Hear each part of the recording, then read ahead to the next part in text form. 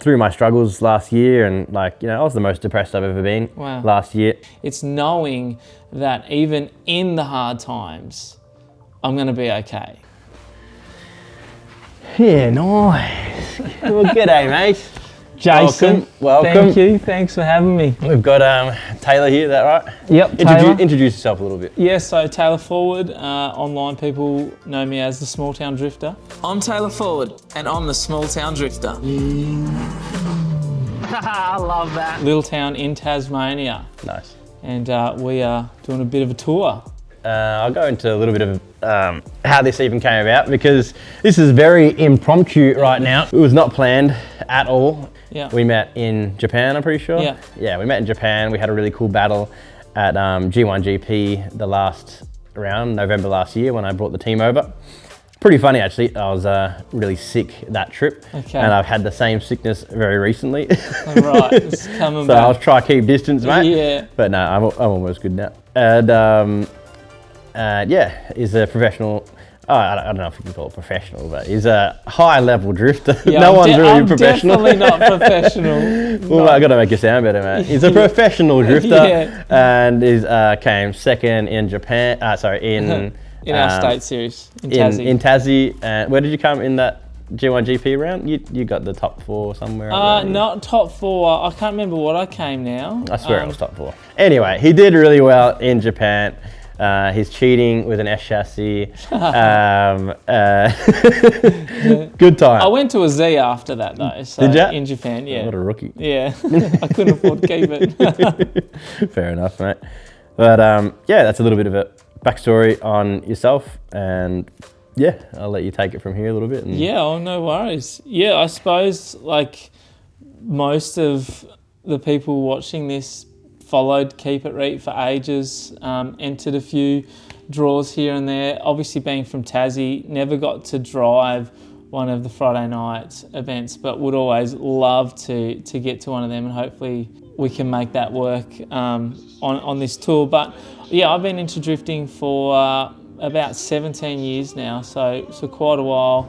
Started with a stock Skyline and made my way up, and now drive a pretty, I suppose, serious car. Not quite as serious as the cars you drive, but JZX and dog box, all the cool stuff. That's pretty serious. Yeah, it's pretty dog serious. Box is pretty serious. Yeah, that's only new. Don't actually. downplay it. Yeah.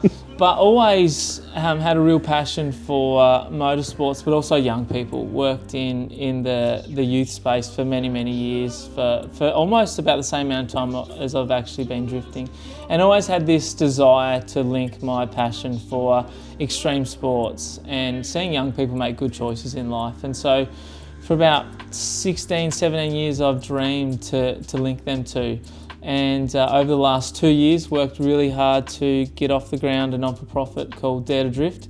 And that's why we're in Melbourne. We're doing an East Coast tour, so we'll go all the way up the East Coast of Australia, speaking in schools and taking a drift car. And so we actually I built a complete different car for this in 4 weeks. We took an almost stock S14 and turned it into almost like a demo version of our comp car. And so we take that car into schools, and we use analogies of drifting and apply that to life. Drifting's fast, it's fun, it's exciting, it's scary, it's costly. It takes practice, it takes patience. All these different elements to drifting can be really easily related to not only our life, but also faith. And faith's a big part of what we do, and trying to help people see faith in a way that is exciting and fast. And that's been my experience coming into faith later in life, and realising that all the stereotypes that I believed growing up just weren't true. And so we really feel passionate about helping young people see the truth that we've learnt over the years, and then to help them make good life choices. Drifting is risky. Every time you go out onto the track, you could smash up your car, you could get hurt, all these different things. But drifting's also about calculating risks, and life's risky, and risks aren't bad, right? Risks are good. You take plenty to get to where you've been, and it's a big part of obviously your story. And so we talk about how it's good to take risks in life, but let's make the right ones, and And I think the biggest risk in life is a risk on faith as well. And so we really lean into that and share a lot of my story as a young person of wanting to fit in and wanting to be cool, and ended up, like a lot of young people, finding my way into that party scene. And long story short, got drunk as a 15-year-old, passed out and fell into a fire.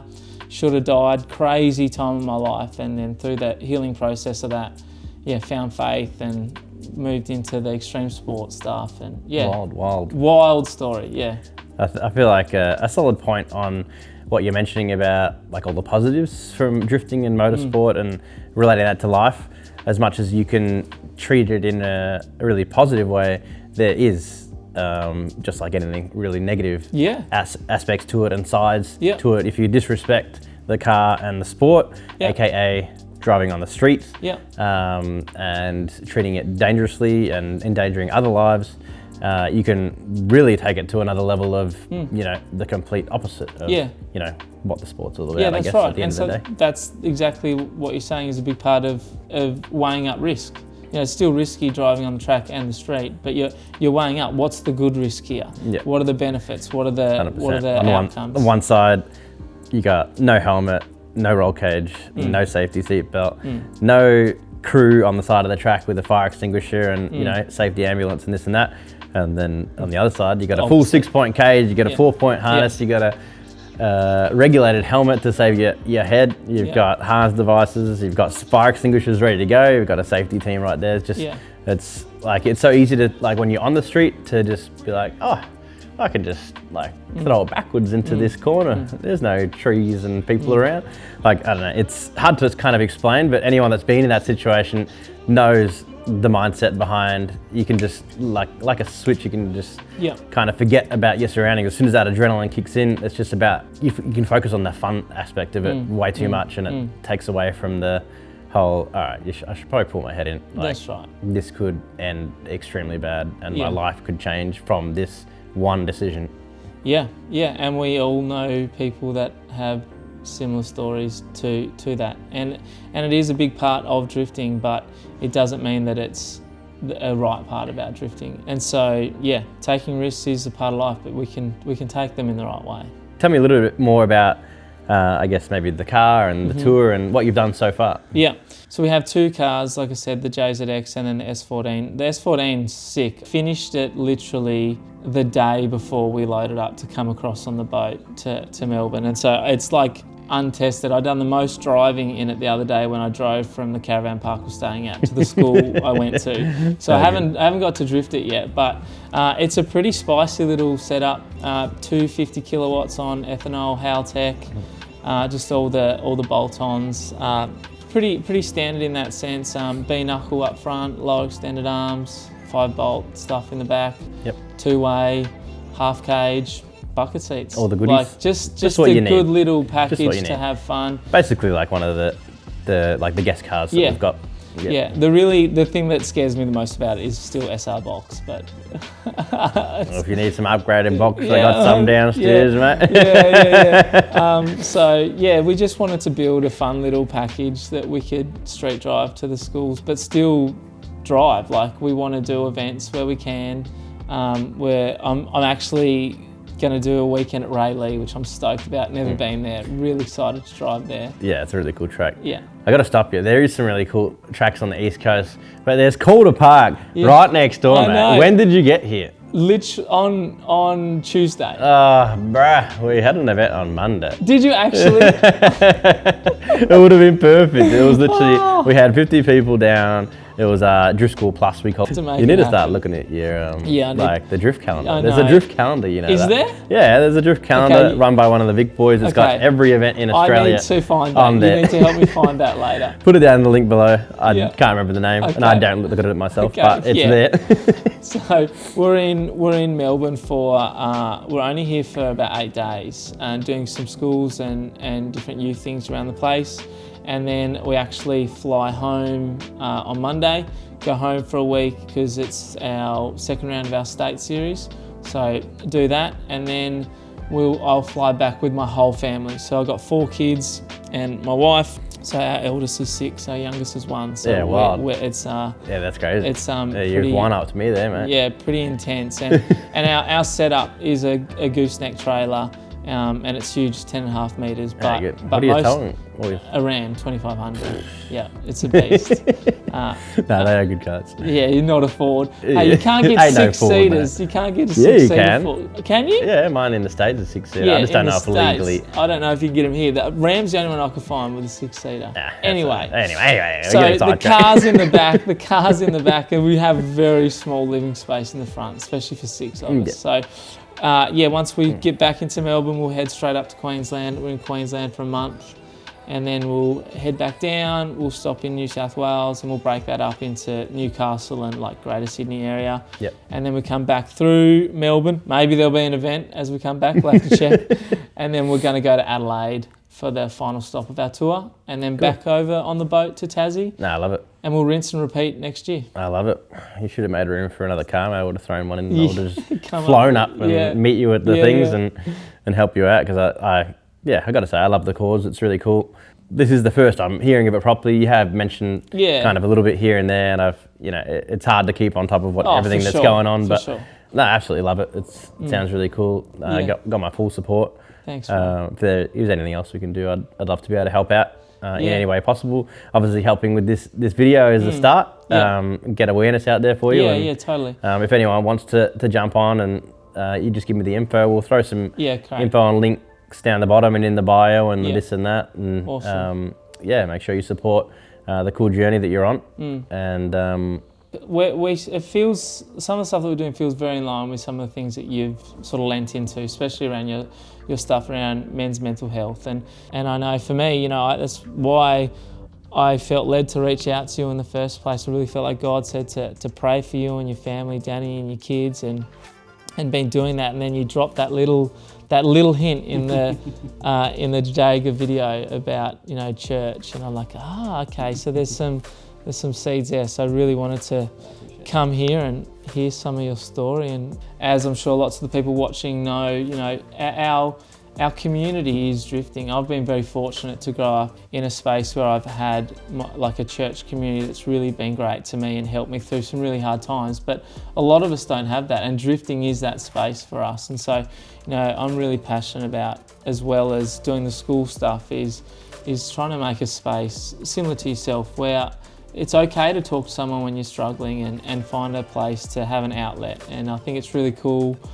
how you're leaning into that, and likewise would love to support that in any way that we can, because life's freaking hard sometimes, right? Like it gets really tough, and drifting is an amazing outlet for that. And it's a beautiful community. Like, it really is an awesome community worldwide. Yeah. And that's one thing I might have, people probably heard me say multiple times, but wherever you go, doesn't matter where in the world, everyone, for some reason, all drifters have exactly the same attitude. They're just there to have fun, have a good time, help each other, lend tools, lend parts. That's right. Whatever, like everywhere you go. Yeah. Absolutely 100%. everywhere. Exactly the same. It's like, oh, there's my family. Yeah. You don't even know them. Doesn't matter if there's a language barrier. Like, I've had multiple times in Japan when you have broken parts, you don't even know how to say it. You're like, point, do you have one? And like, oh, hey, and they go run and get you one, and like, it's amazing. Like, it's so good. Yeah. I'm sure all your messaging, whatever you've got, is perfectly, like you said it. Like, I'm trying to push this stuff. I'm just not in that stage yet. I think of like being able to share my exact story yet. I mean, I've touched on it a little bit with the Jager stuff and how much that I know how much it means to me and my purpose with drift, and everything that I'm doing here at Reet is all aligned, the mental health side. I just haven't found the exact way of how to bring that into the community and connect those two dots. Even on our Drift School Plus days, we'll mention about, if you're struggling, just make sure you reach out to a friend. If there is someone, if you don't want to talk to a friend, like you don't feel comfortable and you want to talk to a neutral ground, we used to have a motorsport chaplain come to our events, and that's one thing that we're struggling with at the moment, just finding the time to be able to get those people back involved, like the right people, the right organisations and whatnot. Totally. Because that's the kind of the missing link right now of how we want to kind of connect the dots for people that are in struggling like positions. that is one of our huge goals. What we would love to do moving forward into the future is we would follow the state series, and we'd be in every round competing. But a big part of what I've dreamed to do with Dare to Drift is that we would be a chaplain to a state series as well, and people would know that, like, this is what we're about. We love drifting. We're all about drifting, but even more than that, we're about people and about seeing them succeed and make good choices in life and have someone to talk to. I mean, I didn't grow up in church. Like, it's something that I stumbled into later on in life. And honestly, I often wondered to myself, how do people deal with some of the complexities of life? See, it's about awareness and making good choices and all of that stuff. But it was also about helping people realise faith is the most amazing thing that you could ever do. And it is a risk, it is scary, it does seem weird at first for some people, but it's through that where you find your purpose and you find your meaning. Yeah. And then the hard things, all of a sudden, they're still really hard, but you realise there's something else that can hold you together through that and even turn your hard things into something good. Yeah. For me, like the same deal, like trying to link this up with my life is something that I'm trying to learn how to express the best way. It's for you guys at home to have a little understanding of like my journey. Within the last year of being in the States, I reconnected my faith with God, and my coach was also a Christian that had recently found God, and his life had turned around, and just learning from him, I was like, damn, that's like literally me. Like, I've always had little sections in my life like connected to God, but I've always lost my way, little bits in here and there. Just the little stories. My life coach sent me that book as a gift with this like daily devotional book, which is just little like parts of the Bible just put in there as like little encouraging things for the day as part of our work together. Through my struggles last year, and like, I was the most depressed I've ever been last year. Really, I was isolated by myself, struggling business, struggling financially, on the road for hours a day with screaming kids, and just like feeling like I got no drive, no direction, no nothing. The basic things that my coach was sharing with me, just starting from like things like drinking water and just like good habits like walking, and then just being connected with God through just the first step for him was just this basic book. Like, just open up, read one thing a day, like have a little read. And this book was supposed to be read in order. So it's got like every day of the year. It's a 365 page book. Yeah, it was the middle of the year, so I was like, I'm not reading that in order from now. So I would just open it up on any page, and every time I opened it, it was an exact message that I'd need to hear for that day. So good. So it'd either be like something along the lines of like, I've got your back, you're all good, dude. Like, just give this day to me, and I'll worry about the issues for you. Like, it'd be like that. Or the next day would be like, just be still in the moment, let your thoughts and worries go. And then another week would go, and then I'd open it up again, and it would be back on one of the same pages. It'd be that same message. You need to let go again. You need to relax again. And it was profound. Just like little things like that. Like, you can't even like explain. Like, you can't replicate that stuff. No. And it's, I feel like it's a cool little story just to share. And it's those little things that really got me through and got me to now, where as soon as we came back home, like, even though we're in the worst position known to man, like business could go down, could lose all my staff, could lose my house, I was just content. Brilliant. I was just like, I was the happiest I've ever been, like in the weirdest, stupidest way.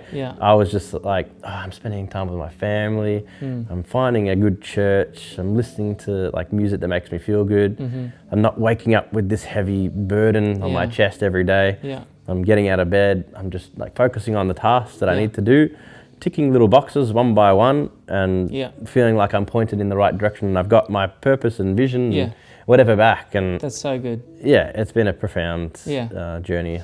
Well, I mean, it's great what you're saying, because I think that's what people need to hear, and that's a huge part of what we try to teach young people is a life of faith doesn't mean your life becomes perfect all of a sudden.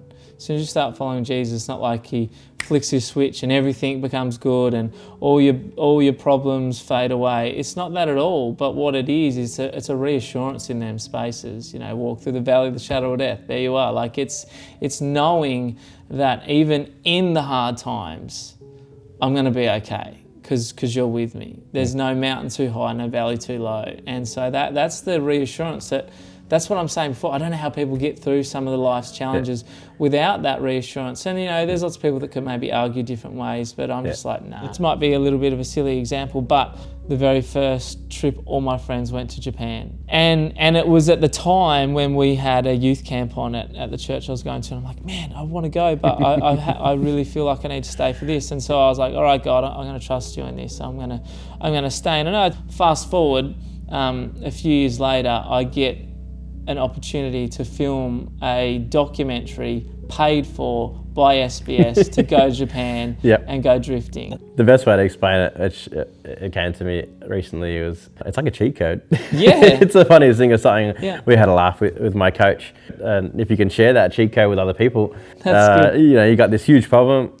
Nah, she'll be right. Just And the she'll be right doesn't mean like you just give up and you don't put in any effort. Because I know from what you've been sharing with me, you're like working hard to sort all of this stuff out and building new processes and thinking about different ways you can go, which is really exciting. So it's not like she'll be right, I'm not going to do anything, I'm just going to wait for you to fix it, God. It's she'll be right, this is hard. What's next? Like, let's go. Yeah, you got it covered, basically. That's right. Like, I know you got my back. Yeah, that's right. Like, that's right. Yeah. And like situations like our last GDR and being thousands and thousands down, and then, you know, working with God and then that being, you know, reversed. Like just little things like that. I feel like are those great stories that help connect with people at home. I know you got it. I know you'll sort me out. Yeah, and I won't let it overwhelm me and take over. Pretty much. Yeah, I feel like that was a good little chat. Hey, it's. No, I appreciate you sitting down with me, dude, and coming down. And make sure you give him a follow. Check out what his journey and awesome. Any support you can give him. Hook him up. I know I will be. And looking forward to seeing how it all pans out. And when you land back in Melbourne and. For the best event of your life. Yeah, come on. Amen. Sorry, mate. Thanks, man. You're a legend.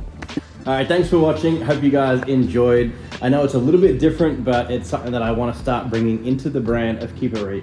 Really enjoying these sit-down style videos, and also really looking forward to seeing Taylor's journey.